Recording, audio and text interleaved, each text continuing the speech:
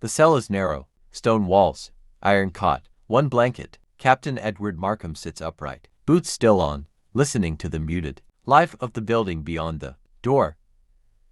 Footsteps, typewriters, a distant telephone, ringing sharply, then silence. He does not sleep. The events at Arras replay in fragments, the stunned look on German gun crews as shells bounced harmlessly away. The sudden shift when the 88s appeared. For a few critical hours, British steel disrupted the rhythm of blitzkrieg. That disruption mattered. Near midnight, the corridor grows quiet. A small hatch in the door scrapes open. A tin cup of water slides through. "Danke," Markham says out of habit. A pause. Then, quietly, in careful English, "You are the tank commander." It is her voice, the young German auxiliary from the rail yard and corridor office. Markham shifts slightly but remains seated.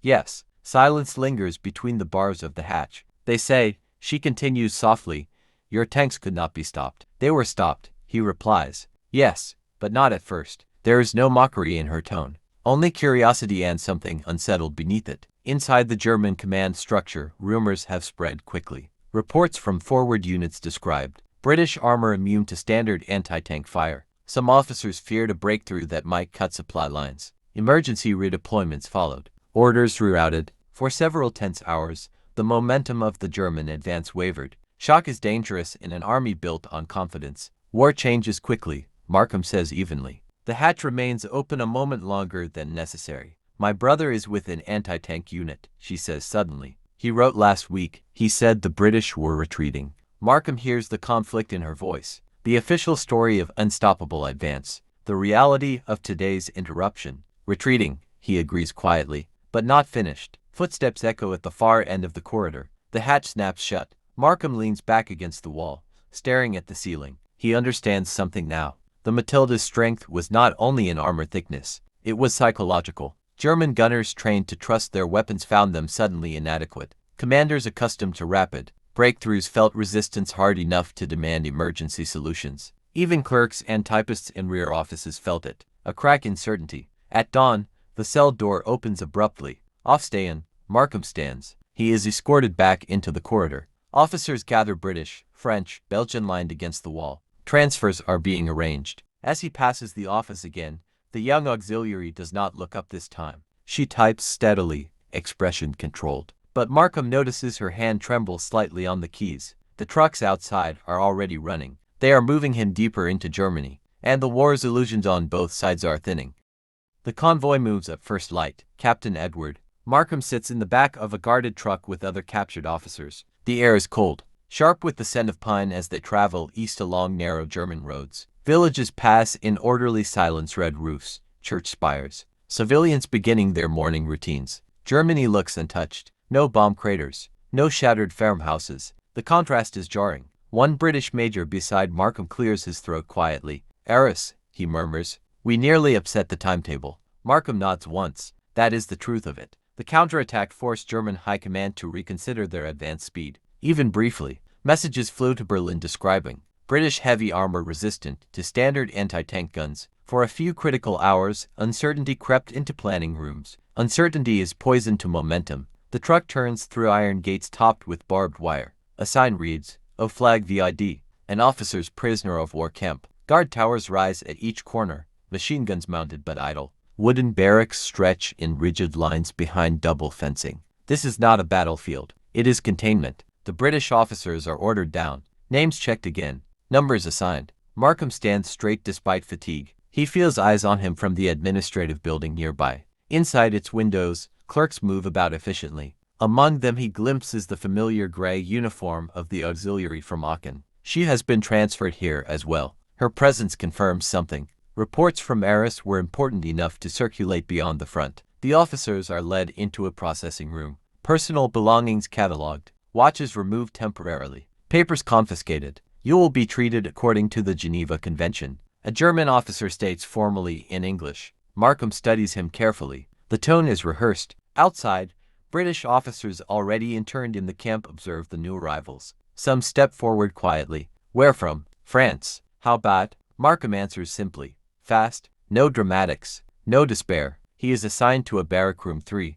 12 bunks. A small iron stove in the center. Windows barred but intact. As he sets his kit down, he he notices the faint hum of activity beyond the camp fence. Administrative staff moving between buildings. Among them, the auxiliary pauses briefly near the outer gate. Their eyes meet across layers of wire. There is distance now, physical and symbolic. The battlefield shock has hardened into routine, but routine can crack. As night falls over a flag VID, searchlights sweep across the compound. Guards pace methodically along the perimeter. Markham lies awake on the narrow bunk, listening to the controlled rhythm of captivity. The Matilda is gone. The advance failed. Yet somewhere in German command files, there remains a record. British tanks that required emergency measures. A moment when confidence faltered, and moments like that echo. December 7, 1941. Oahu, Hawaii. Private First Class Daniel Whitaker stands barefoot on the cool wooden floor of his barracks at Schofield Barracks, shirt half-buttoned, dog tags cold against his chest. He is 22, from Des Moines, Iowa.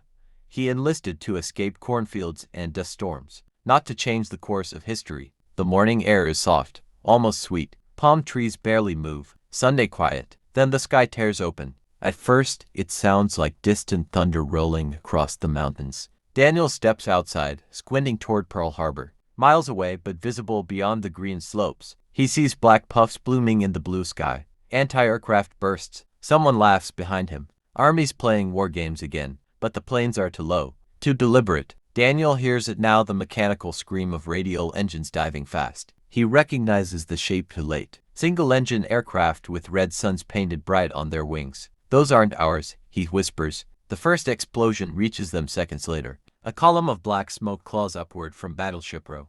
Another blast follows. The ground trembles beneath his bare feet. Air raid. This is no drill. A lieutenant shouts, voice cracking. Daniel runs back inside, heart hammering. Men crash into bunks, searching for boots, rifles, helmets. He grabs his M1 Garand from the rack, the oiled wood warm in his hands. No ammunition. The ammo locker is locked. The sergeant who holds the key is nowhere. The sky over Oahu fills with the metallic howl of engines. Japanese A6M0 fighters streak overhead, silver bodies flashing in the sun. Their machine guns shatter like ripping cloth. Dirt jumps from the parade ground as bullets tear into the earth. Daniel drops flat. A truck beside him erupts in sparks as rounds punch through the engine block. A private screams. Another doesn't move at all. This is not a drill. He forces himself up and runs toward the motor pool, where someone has pried open a crate of ammunition with a tire. Iron.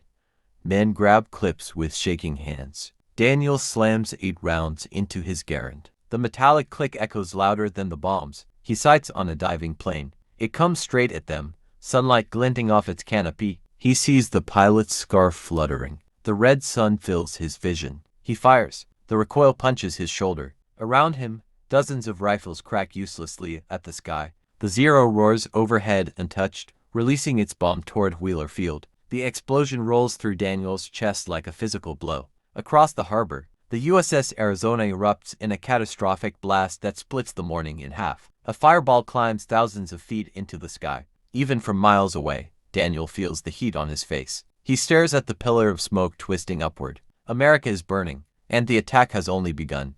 The second wave comes at 8:54 a.m. Daniel Whitaker no longer feels the soft Hawaiian morning. The air now tastes of cordite and burning oil. Smoke drifts across the hills, turning the sun into a pale cone in the sky. He sprints toward Wheeler Field with a squad of half-dressed infantrymen. Boots unlaced, helmets crooked. The attack has shifted. Now the Japanese focus on airfields grounded. American planes lined up wingtip to wingtip, easy targets. He crests a ridge and sees it. Rows of P-40 Warhawks and B-17 bombers burn like torches. Hangars collapse inward as bombs punch through steel roofs. Mechanics run for cover, some carrying nothing but wrenches. Spread out. Sergeant Mallory shouts. Machine gun fire rakes the ground. Dirt erupts around Daniel's boots. He dives behind a shallow drainage ditch. A Zero sweeps low, so low he can see the pilot's goggles reflecting flame. Daniel steadies his breathing and fires again. 8 rounds. Ping.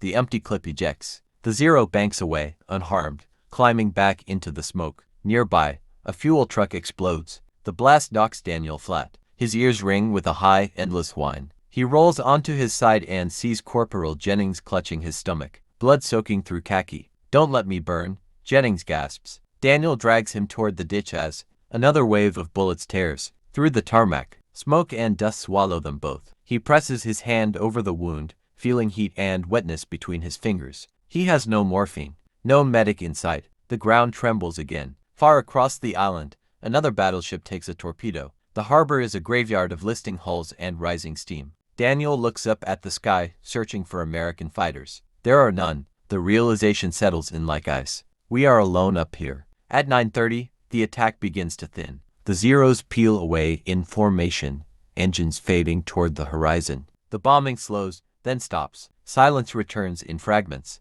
But it is not the same silence. It is heavy, ruined. Daniel stands slowly, ears still ringing.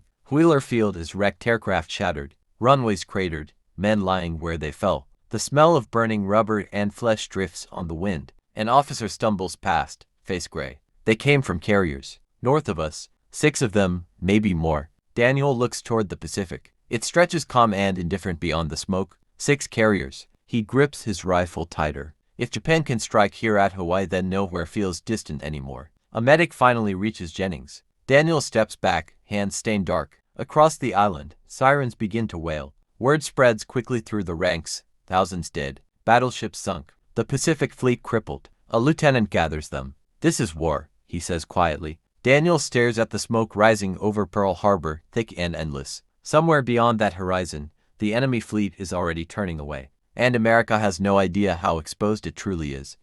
December 8, 1941. The fires still burn. Daniel Whitaker stands on the edge of Pearl Harbor as dawn pushes weakly through the smoke. The water is black with all. It moves slowly, thick as syrup, carrying splintered wood, twisted metal, and bodies in white Navy uniforms. The USS Arizona is no longer a ship. It is a torn carcass, its forward section collapsed inward, flames still licking from the ruptured hull. Sailors work in silence, cutting through steel with torches, knowing most of the men inside will never come out. Daniel has been ordered to perimeter security. His M1 rests against his shoulder, bayonet fixed. He hasn't slept. A Navy petty officer walks past him, face streaked with soot. "We didn't even see him coming," he mutters. Not to Daniel, to himself. Across the harbor, the USS Oklahoma lies capsized, her belly exposed to the sky. Faint pounding echoes from inside the hull. Men are still alive in there. Rescue crews crawl across the overturned steel, drilling holes, listening for taps. Every few minutes, someone shouts for silence. Everyone freezes. The only sound is distant crackling fire and the faint, desperate hammering from within. Daniel feels his throat tighten. Yesterday, this was the strongest fleet in the Pacific. Today, it is a cemetery. An officer gathers the soldiers near him. His voice is controlled, but his eyes betray exhaustion. Japan has attacked not just Hawaii, the Philippines, Guam, Wake Island, Malaya. He pauses. This was coordinated, planned. Daniel stares at the harbor. It feels impossible that this calm water connects to all of it. The Philippines, the South China Sea, distant jungles he cannot picture. A chaplain kneels beside a line of covered bodies on the dock. The sheets rise and fall unevenly in the wind. Daniel recognizes a pair of boots sticking out from one of them. He doesn't look closer. A truck rattles up beside him. A military police sergeant leans out. "We've got civilians detained. Suspected enemy nationals. Orders are to secure them until further notice." Daniel blinks. Enemy nationals. Germans, Italians,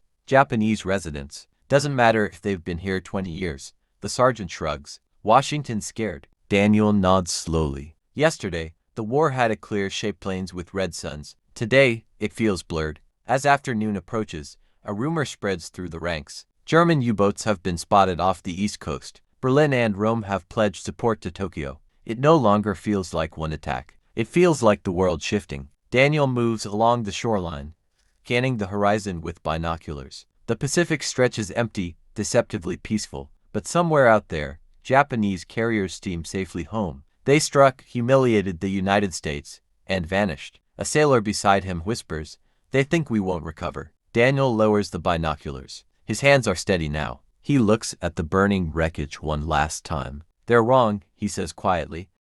December 20th, 1941. The island no longer sleeps. Searchlights comb the night sky over Oahu.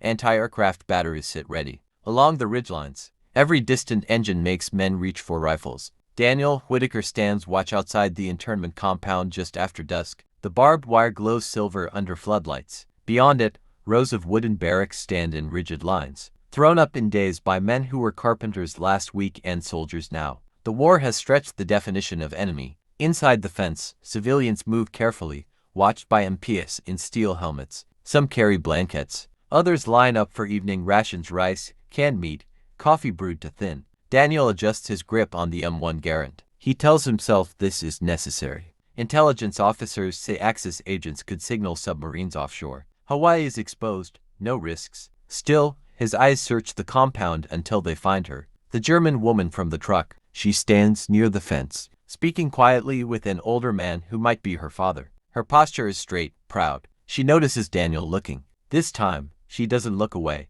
He steps closer to the fence, boots crunching on gravel. "You speak English," he says, keeping his voice even. She nods once. "I studied at Berkeley. Literature." Her accent is faint but precise. "What's your name?" he asks. "Anna Keller." The older man beside her watches Daniel with guarded suspicion. "You live here long?" Daniel asks. "Since 1936, Anna replies. "My father trades machinery parts. We pay taxes. We attend church." She gestures toward the fence. "Now we are prisoners." Daniel swallows. "It's temporary." She gives him a thin smile. "So was the Reichstag fire." He stiffens at the word. Around them, other detainees lower their voices, sensing tension. "You support Hitler?" he asks quietly. Her jaw tightens. "No. I left Germany because of him." A pause. "But that does not matter now, does it?" Daniel hesitates. Orders are clear. No fraternizing. No debate. Beyond the compound, sirens wail briefly, another false alarm triggered by a radar contact out at sea. Every sound feels like the beginning of another Sunday morning. Anna steps closer to the fence, close enough that he can see the exhaustion beneath her anger. "Do you think locking us here will stop what happened at Pearl Harbor?" she asks. Daniel doesn't answer immediately. He remembers the Arizona exploding, the Oklahoma rolling over, Jennings bleeding in the dirt. "No," he says finally, "but it might stop something else." She studies him, searching for certainty he doesn't feel. From the guard tower above, a spotlight swings across them. The beam washes over Anna's face, bleaching it white against the darkness. A siren suddenly blares across the island, long and sharp. Not a drill. Searchlights snap toward the ocean. Daniel turns toward the sound as anti-aircraft crews scramble into position. Beyond the reef, in the black Pacific night, something moves. The siren does not stop. It rises and falls across Oahu like a wounded animal. Daniel is already moving before the first anti-aircraft gun fires. He runs from the fence line toward the coastal road, boots pounding gravel, rifle slamming against his chest. Behind him, the internment compound erupts in noise, voices shouting in German, Japanese, English. Fear sounds the same in every language. A flare arcs into the sky from a coastal battery. It bursts high above the reef, washing the ocean in pale white light. For a moment, everything is frozen. Then Daniel sees it. A dark shape cutting through the water beyond the reef line. Low, sleek, moving slow. Submarine. Someone shouts. The first artillery round thunders overhead. It lands short, geysering water into the air. The shape disappears beneath the surface. Daniel reaches a sandbag position near the shoreline. A Navy ensign grips binoculars beside him, knuckles white. It surfaces just outside the channel. The ensign mutters, "Bold sons of." A flash blooms out at sea. Seconds later, the concussion slams into the coastline. Windows shatter behind them. Dirt and sand rain down. The submarine has fired. Daniel drops flat as another shell whistles overhead, exploding near a fuel storage tank inland. Flames leap into the night. The orange glow reflects off the low clouds, turning the sky into a furnace. Return fire, an officer roars. Coastal guns answer with deafening thunder. The recoil shakes the ground. Shells streak into the darkness, searching for a target that slips between waves like a phantom. Daniel forces himself up and scans the water through iron sights. He can see nothing but black ocean and drifting smoke. Another flash. Another blast. This one closer. Shrapnel tears through palm trees along the shore. A sailor collapses beside the sandbags, blood soaking through his white jumper. "Corpsman!" Someone yells. Daniel crawls forward, heart hammering. This is not Pearl Harbor's chaos. This is precise, deliberate. A message. Japan can still reach you. A final shell lands wide, exploding harmlessly against rock. Then silence. The submarine vanishes beneath the surface, slipping back into deep water before American guns can lock onto it. Searchlights sweep the horizon. Nothing. The island stands burning against small fires scattered along the coast. Not catastrophic, not decisive, but humiliating. Daniel looks toward the internment camp behind him. Floodlights still blaze. Detainees press against fences, watching the same ocean. He thinks of Anna's question. Do you think locking us here will stop what happened? Tonight proves something worse. The enemy does not need spies inside the fence. They are already out there. As fire crews race past and officers bark new defensive orders, Daniel reloads his rifle with steady hands. Pearl Harbor was the opening strike. This is a reminder. And somewhere beneath the black Pacific water, the submarine turns north, carrying news that December 26, 1941, the transport ship pulls away from Honolulu under gray morning skies.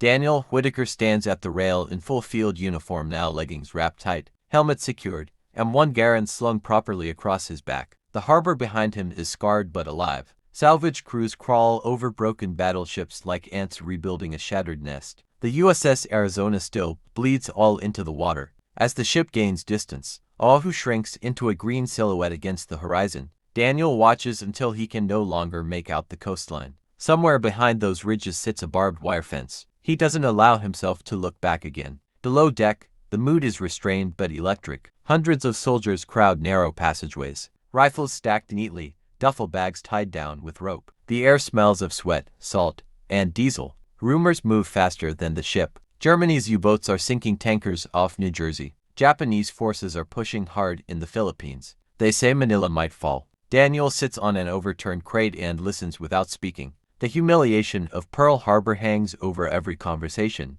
It is not just anger, it is urgency. A lieutenant gathers the men in the mess deck. "You are heading to California for reorganization and deployment," he says firmly. "This war will not be defensive for long." The word deployment tightens the air. Daniel feels the weight of it. He enlisted for duty. Now duty has teeth. That evening, the Pacific turns restless. Waves slam against the hull. The ship rolls hard enough to send gear sliding across the deck. Suddenly, a shout echoes from above. Contact off the port side. Men scramble topside. Daniel pushes through the crowd and grips the rail as sailors man deck guns. A dark shape surfaces briefly in the distance, then disappears beneath foam.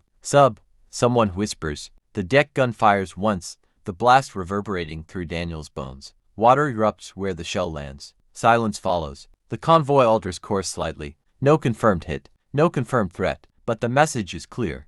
Even leaving Hawaii, the ocean is hostile. As night falls, blackout orders are enforced. Not a single light is visible on deck. The ship moves like a ghost across black water. Daniel leans against the cold steel railing and stares into darkness. He thinks about the German declaration of war, about Berlin celebrating Japan's strike, about Anna Keller standing behind wire insisting she fled the Reich. Somewhere in Europe, German soldiers prepare for battles Daniel cannot yet imagine. Somewhere in the Pacific, Japanese fleets reposition for the next blow. He closes his eyes briefly, listening to engines churn beneath his boots. Pearl Harbor was humiliation. The submarine attack was defiance. What comes next will be retaliation. The ship presses eastward through the night, unaware that beyond the horizon, other submarines are already hunting American transports.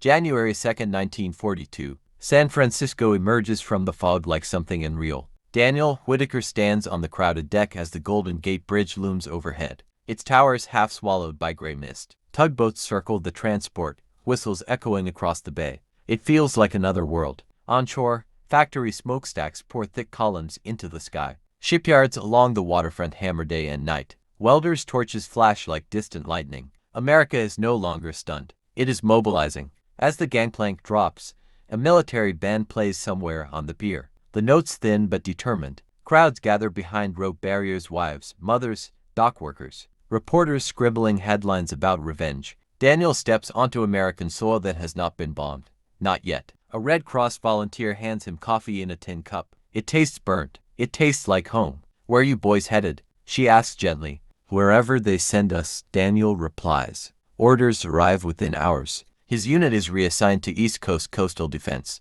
German U-boats are sinking merchant ships within sight of American beaches. Tankers burn off North Carolina. Lifeboats wash ashore with frozen bodies inside. The war has circled the continent. 2 days later, Daniel boards a troop train bound east. The cars rattle through farmland and snow-covered plains. Every town they pass is draped in new flags. Recruitment posters cover brick walls. Men line up outside enlistment offices. In the dining car, a radio crackles with reports from overseas. Manila under heavy bombardment. British forces retreating in Malaya. German advances continue on the Eastern Front. The world feels like it is tilting. Daniel stares out the window at the passing American countryside, quiet farms, church steeples, frozen rivers. He thinks of Hawaii's burning harbor, of the submarine shelling, of Anna's steady gaze through barbed wire. War is no longer distant. It is coastal, it is industrial, it is global. When the train finally reaches Norfolk, Virginia, icy wine cuts through Daniel's uniform. He reports to a coastal artillery battery overlooking the Atlantic. Massive 16-inch guns point toward a gray, restless sea. A captain briefs the new arrivals. German submarines are operating aggressively. They believe we are inexperienced. They believe we are divided. Daniel walks to the edge of the battery and peers through binoculars at the horizon. Somewhere beyond that line of water, German U-boats prowl. Somewhere beyond them, Europe burns under Nazi banners. Japan humiliated America in a single morning. Germany chose to stand beside it. Now the United States stands on two oceans at once. Daniel lowers the binoculars. Snow flurries drift across the gun emplacements. Searchlights sweep the Atlantic dusk. He feels no humiliation now, only resolve. And as darkness falls over the eastern seaboard, a merchant ship's distant explosion briefly stains the horizon orange. The war has reached both coasts.